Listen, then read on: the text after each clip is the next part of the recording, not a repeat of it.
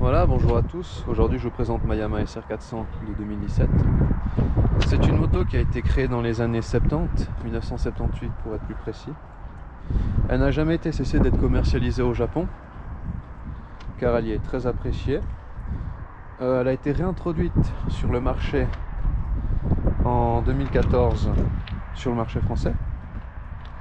Malheureusement, le carburateur sur cette machine a disparu. Il a été remplacé par un système à injection, qui est d'ailleurs juste là. Et on peut les reconnaître grâce aux sondes lambda, à la sonde lambda qui est placée juste ici.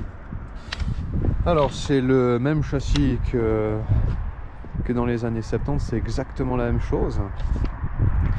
Concernant le moteur, c'est un moteur qui a été pris du trail, sauf erreur si je dis pas de conneries, du Yamaha XT500. Ils ont baissé la cylindrée à 400 cm3. C'est un moteur, comme je dis, 400 cm3 refroidi par air qui développe 17 kW. Il y a uniquement démarrage au kick, donc soit vous les démarrez comme les vraies motos américaines, les vieux Chauvel, les vieux Panhead. Il y a une petite poignée de décompression qui est placée juste là pour aider si jamais à démarrer. Ils ont gardé le système de frein à tambour dessus, ici, et ils ont remplacé le frein avant par un frein à disque. Le châssis, c'est un cadre berceau semi-doublé. D'ailleurs ici on met de l'huile et il glisse dans le cadre à l'avant ici. Pourquoi est-ce que j'ai choisi cette moto?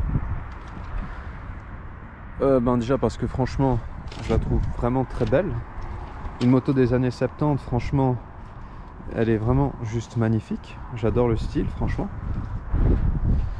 Puis je devais prendre de base une sportive pour débuter parce que je suis fan d'Harley Davidson.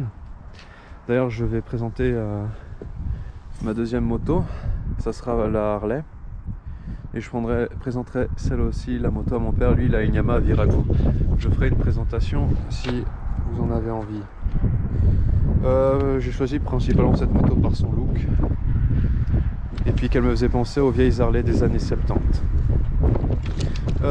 Les points positifs concernant cette moto, c'est la maniabilité, c'est juste incroyable.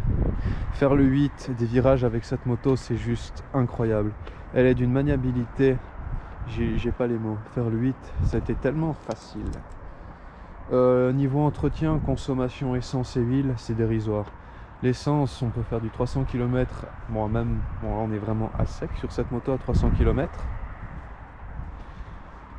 Et puis le niveau d'huile, j'ai jamais eu de problème, elle me consomme rien.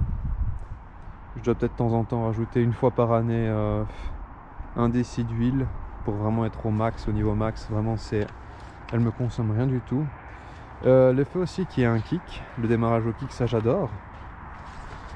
Et qu'il n'y ait pas d'ABS, parce que le problème c'est qu'avec les motos de maintenant, j'ai l'impression qu'on nous oblige qu'on donne des motos à des personnes pour qu'elles soient le plus en sécurité. Je dis pas, ça peut sauver des vies, mais le problème c'est que si un jour vous prenez une ancienne moto, puis qu'il n'y a pas d'ABS et puis que vous bourrinez soit sur le frein avant, soit sur le frein arrière, malheureusement la chute risque de faire mal. En défaut, ce que j'ai mis sur cette moto, c'est vraiment tape-cul. Donc franchement c'est une moto faite pour la ville. Bon, après c'est une moto des années 70, vous allez me dire, oui, c'est une moto des années 70. C'est pas fait du tout pour le confort. Et voilà. Moi j'ai fait quelques road trip, je suis parti dans d'autres régions. Il y avait 150 km à faire, voire même plus. Franchement on est content d'arriver sur place. Le prix, la prix neuve, moi je l'ai acheté d'occasion, elle avait 3300 km. Actuellement maintenant cette moto, je sais pas si on voit bien, on a 21 707. Je roule toute l'année avec, j'ai jamais eu un problème, aucun problème. Cette moto est d'une fiabilité exceptionnelle.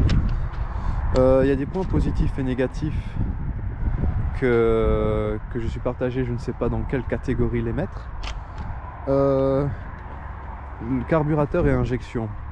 Je suis assez partagé parce que carburateur, ça aurait eu son charme des vieilles motos. Le problème, c'est que moi j'utilise comme daily. Donc le problème, c'est que si en hiver elle décide de m'embêter, aller au boulot, par chance je suis à 5 minutes du boulot en moto et puis à 8 minutes en vélo, je pourrais toujours utiliser le vélo.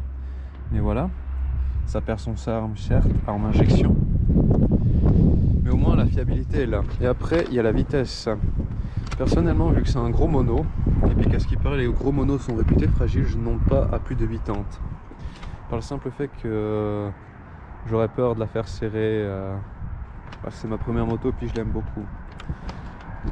C'est à peu près tout ce que j'avais à dire. Si vous avez des questions par rapport à cette moto, et si vous vous demandez exactement ce que c'est cette pièce là, ce sont des repose-pieds que j'ai fabriqués moi-même, mais le système reste à perfectionner.